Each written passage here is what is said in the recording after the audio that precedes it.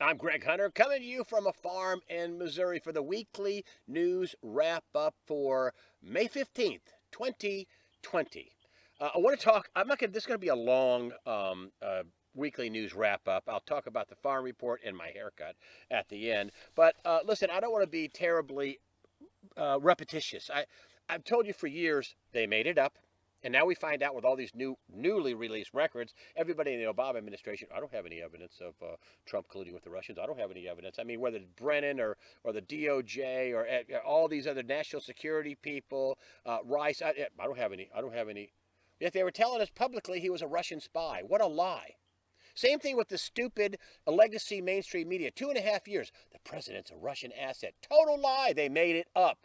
And Mueller was illegitimately impaneled. I told you both that. They made it up and Mueller was illegitimately impaneled. Now we know that's all true. Totally 100% true with all the documents come out. And yet, legacy media, Comcast, NBC News, Trump allies push Obamagate, but records fail to back them up. So let me get this straight. You told us that the president was a Russian spy, an asset, and now you're telling us don't believe that there was a conspiracy to take out Trump when all the evidence, and there's going to be tons more coming, all the evidence shows that's true. Evidence. I'm talking evidence. I'm not a Republican. But the evidence is overwhelming. You have Donald Trump saying that this is the worst political scandal in the history of America. He is spot on. I've told you before, this makes Watergate look like a squirt gun fight. It's nothing. I mean, the CIA, the NSA, the DOJ, the FBI, the White House, foreign spies, contractors to tap the NSA, foreign spy agencies tapping the NSA, regurgitating the video back to the Obama administration. It's unbelievable. Unbelievable fraud in what Trump says is treason. I agree. A sedition. How did they get all these people to commit one felony after another? How did they do it? There must be some powerful things that they need Trump out of office. Otherwise, they're in big trouble. Money laundering, racketeering, kickback schemes, treason, fraud, cozying up to China, trying to overthrow the country. It's unbelievable. And now NBC and the rest of the legacy media, oh, don't believe there was a conspiracy to knock out Trump. Yes, there was. There was. And the mainstream media never apologized for telling us. They even one company won a Pulitzer, one legacy media outlet. They won a Pulitzer for telling us that Donald Trump was an asset of the Russians. Total lie. Unbelievable. And then you have on Trump's Twitter page now, some people are saying, oh, Trump's desperate. No, he's not. He's on the warpath. At 5/14, May 14th, top of his Twitter page, Obamagate, on his Twitter page with 79 million Twitter followers. That's more than NBC, ABC, CBS, CNN, Fox, New York Times, Wall Street Journal, Washington Post, LA Times. That's more than all the legacy media combined. Almost 80 million people bang his Twitter page, and you should too if you want to find out what's going on. Get the unfiltered Trump on his Twitter page. But here is Donald Trump. This is on his Twitter this week at 5/11. And he's been mentioning the Obamagate thing throughout. And the mainstream media is going crazy. The whole thing was orchestrated and set up within the FBI, Clapper, Brennan, and in the Oval Office meetings back then with President Obama. And there's a graphic on one thing that reads, Obamagate, the most corrupt administration in U.S. history. Please keep in mind this is on Donald Trump's Twitter page. I mean, could you imagine what Obama is feeling? Like, I mean, they had a meeting in September and all the top people were all there, including Biden.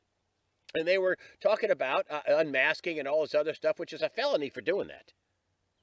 And for political purposes. I mean, that's it. Some people are, we're not sure if it's political purposes. Oh, yes, it was. They had a meeting about it. This is before Trump was sworn in.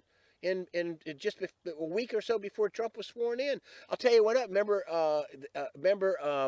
Ed Klein's book, All Out War? The best-selling author, Ed Klein, who wrote the blood feud between the Obamas and the Clintons, and I think that's going to be coming back as things get sticky here.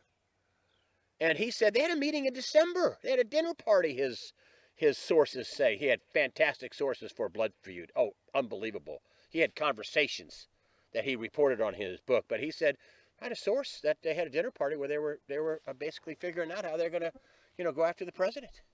President Trump, President-elect Trump in December, I think it's December 16th, a dinner party at the White House. That's absolutely unbelievable. And then you have the president, and he's got his hands full with this whole COVID lie. They started the greatest depression ever and popped the biggest dead bubble ever over this whole COVID thing, which is the numbers don't even make sense. The CDC has to tell everybody, count everything as a COVID death. So we don't look so bad. And, the president was talking this week to Maria Bartiromo saying we might have to cancel the whole deal. What I think he's thinking about is his next 4 years, bringing all this business back to China. He has also said, we could save $500 billion a year. That's the trade deficit, $500 billion a year. No, he's going to do all that? I don't know. And then China is launching a massive Twitter attack and massive, propaganda attack on all the social networks. China, our friend, the totalitarian dictator for life, one party, organ harvesting, persecute Christians, run concentration camps, disappear people. For example, they blew the whistle on this China coronavirus. Poof, gone. Oops, they died. They're disappeared. They're gone. China, who lied about everything, who let people fly all over the world but wouldn't let anybody fly out of Wuhan in China. China's a big country. So that pretty much tells you all that. We can't leave Wuhan to fly anywhere in China, but you can go all over the world. So, this is an unbelievable time in history. Trump also wants Obama to testify in front of the Senate. Good luck on getting that done with Lindsey Graham. There may be some other Senate finance committees like Grassley who may call Obama in to talk about what he was doing and why he was spending money on the way he was spending, and he might have some real power there. But Lindsey Graham, is he going to do anything? No. Has Lindsey Graham done anything? No. Lindsey Graham is the deepest of deep state people. He talks a big game, and when it comes time to, having somebody come in front of FISA, now he's like, oh, there's an investigation. I can't get in the way of that. Oh, really? You can't get in the way of anything, Lindsey. You just sit in your corner and cower, and then you wait for Hannity to come on and throw you a bone and let you run your yapper. So listen, this is an unbelievable time in American history that they are going after the Obama administration, and I think Kevin Shipp pointed this out. We were kind of back and forth, but with all the documents that have been released, and purposely so. And then you got this judge still wanting to jail Flynn, even after the FBI admitted that they tried to frame him and the whole case was contrived and he was cleared. This judge still wants to try to go after Flynn. He's not going to be able to do it. I mean, ultimately, it's the Justice Department that decides who they prosecute, not this judge. That ain't going to happen. That's just a political ploy. Maybe it's a Hail Mary pumped up by somebody in the Obama administration. I mean, who knows? Maybe Obama called him up and said, can't you do anything? Can't you make Flynn look guilty? I mean, Flynn has to be guilty for this to work. And no, he's not. So, but anyway, this is an unbelievable time. And then you have Donald Trump with his wall. And that's a big deal. 182 miles so far. He's pretty much, you put 15 here and 20 here and 40 here and 50 here, and all of a sudden, boom, everything gets spread out, and people have to go farther out of their way, and a lot of times they're on foot, and, they can't get all-trained vehicles over the mountains and over whatever, and all the easy accesses are done. And then you have things like this, the Supreme Court. Oh, boom! U.S. Supreme Court rules with President Trump reinstates law making it a felony to encourage or help people come or stay in the U.S. illegally. A lot of Catholic priests and the Catholic Church, which I'm a former Catholic, help these illegal aliens come and stay in their churches and give them shelter and want them to come over. And I guess they want parishioners. But listen, I guess the Catholics, at least some of them in the Catholic Church, never looked at the Romans where they said you have to obey the laws of the land. You do. And so there's a lot of good Catholics, but management is a lacking, which is why I stopped being a Catholic when they had the pedophile priest thing, but still very much a Christian. And so, so this is big because with the Supreme Court making, now saying if you help somebody, that's a felony. So now it's, whoa. So, Wall, a felony for helping people. The Democrats are all crazy. I mean, that's why I wanted to watch I had a hard time watching the debates. But who wants to give health benefits to illegal aliens? Who wants to take away your First Amendment and Second Amendment rights? All the Democrats. Who wants to have universal basic income and the Green New Crazy Deal that won't do anything but make us all broke? That's the Democrats. So what do the Democrats have? I mean, you have Democrats that are like, whoa, whoa, whoa, whoa, whoa! I didn't sign in for this. I mean, I didn't. I don't want this. There's going to be a lot of Democrats that are going to be going. A lot of black people are not going to vote Democrat this year. Hispanics, same thing. Lots of Democrats, even though they may not say it, but they're like, I don't want this. This is crazy. And also, what just happened too in California and in Wisconsin, they flipped a couple of seats. Remember, Katie Hill was Mike Garcia, California 25. She was with the naked pictures and the sexual stuff, and she had to retire, step down. I think she may have had a bong, or she was naked on video. Anyway, that was Garcia, was a Republican, took her seat, flipped that in California 25. Also, another Republican won a seat in Wisconsin. So, evidently, in places like pretty diverse California and Wisconsin, it looks like the Republicans are making way. I mean, listen, the Republicans aren't perfect either, but boy, they're not. I mean, they're probably reflecting more of what the U.S. citizen wants, except for, the Republicans are pushing for those visas. They want to bring in hundreds of thousands of foreigners while we have, almost 38 million people unemployed. Shame on them. Shame on them. Shame on Tom Tillis. He's a big one for that. Shame on you, Tommy. Oh, Richard Burr just stepped down from a big intelligence committee thing because, he wasn't guilty about insider trading. But, we'll see. Richard Burr is another weasel, unbelievable, enemy of the people, weasel Republican that's, a rhino in name, Republican in name only. He's not really for the people. But I wanted to continue on with, there's another 3 million people almost 3 million people filed for unemployment. We have 37 and change, almost 38 million people filed for unemployment in 8 weeks. That's an unbelievable, and that doesn't count all the part-time people and all the people that couldn't get through, that things were clogged and whatever, although the number is ratcheting down, but still, I mean, I don't think we're at the bottom yet, but, in the Great Depression, you think, oh, this is going to be worse than the Great Depression. By every metric, it's worse than the Great Depression. In the Great Depression, we had about 90 million people. We had almost a 25% unemployment rate. It took 2.5 years to get there. 12 million people lost their lives, and America had 90 million souls in the country. And people. And so now it's 320 million or so, but we've got an unbelievable amount of unemployment. John Williams says it's at the mid-30s. Neil Kashkari up in Minnesota said, well, I think it's more closer to 25%. I think the official number is something like 15%, but that's doing stuff after 1994. If you did unemployment 94 and earlier, according to John Williams, you'd have much, much higher unemployment rates. Much higher, because they did all this gimmicking to make unemployment look better than what it really is. But I had Jim Rickards on, and he's talking about how the economy is not going to bounce back. I agree. I don't see how you can get back this fast. The bankruptcies are going to be stunning. And when companies go bankrupt, they lay off people. Yes, there is creative destruction, and people will start new businesses and things like that. It's a long slog. I think Donald Trump is looking to bring all kinds of supply chains and businesses back from China. He's already thinking 4 or 5 years down the road. That's going to take time, too. We got some rough slogging ahead of us. I remember Jim Rickards on, and he said, the Federal Reserve's balance sheet was $4.5 trillion. What are they going to do in the next crisis? Double it? Yes. Now Rickards is saying when they're all done, they're going to have a $10 trillion balance sheet. Could be more. Could be $12 trillion. Could be $15 trillion. I mean, you can't audit them. You don't know what it is. But, officially it's going to be a lot. And then you have debt to GDP, anything more than 100%, and you're Greece. Well, Greece and the U.S. are looking pretty much the same. The debt to GDP in World War II, after World War II, I mean, we've spent the money and we pedal to the metal to defeat the Nazis and taking over Europe, and the Japanese from taking over the South Pacific. And, the debt to GDP was 120%. Well, when this is all finished with this COVID farce, we're going to be at 130% debt to GDP. Now, Donald Trump was talking about, canceling out the whole deal between China And that may be more of a of jawboning to keep the dollar strong. I mean, he knows they're going to print all this money.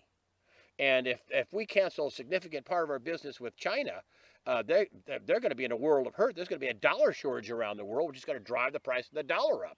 If then you think, well, I guess they'll drive the price of gold down. Not with all this debt destruction, not with all this capital destruction, all these businesses going out of business. I mean, on gold is up I don't know 29% year over year.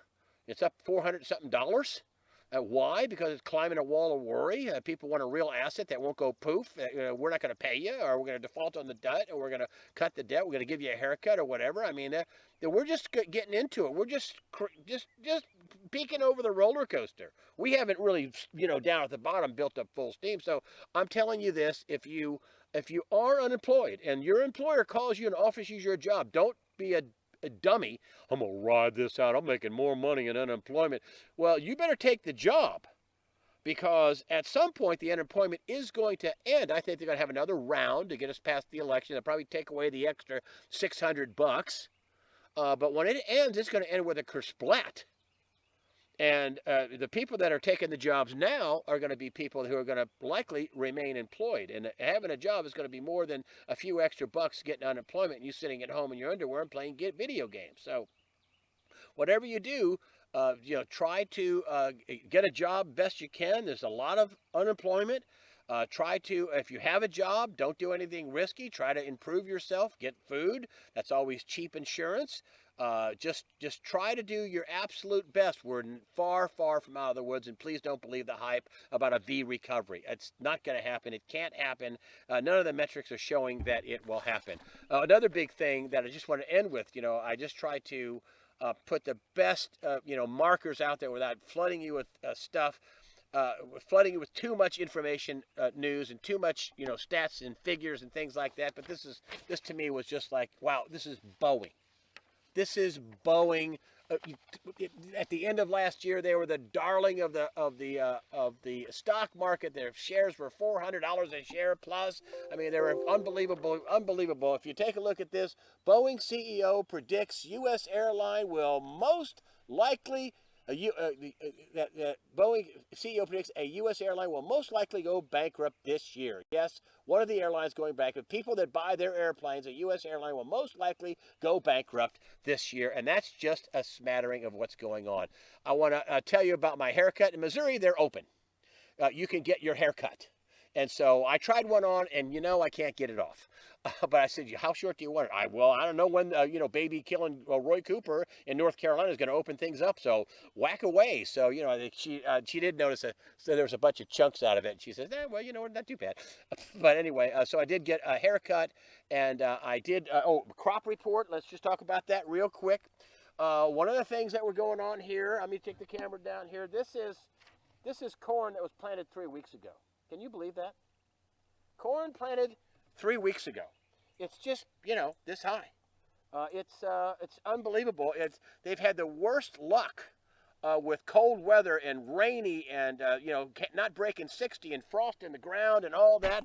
Hold on, let's don't get you too dizzy right here. But, you've had a lot of problems with, the weather, with the cold temperatures, rainy and things like that. So farmers not off to a great start. A lot of winter wheat all across the country where corn failed. You used to have corn, beans. When they plant winter wheat and they harvest it sometime in June, they can still get a bean crop in there. Here's what winter wheat is looking like right now. It's about, I pulled it up by the roots. This is a nice stand of winter wheat. If you look right here, you see, the tassels here be ripe in maybe another month. So there you have it. So crops not doing bad. I don't think there's going to be a food shortage. Farmers look like they're doing okay. Weather's not that bad, but not a great start. And with that, I want to thank you for supporting me on USAWatchdog.com with your kind words and your comments and your donations. And now the line that would get me fried and fired on network TV. Fear not. Prepare yourself mentally, physically, above all spiritually. Fear not. God the Father, His Son Jesus Christ, and the Holy Spirit are all firmly in control. Thank you again for supporting USAWatchdog.com.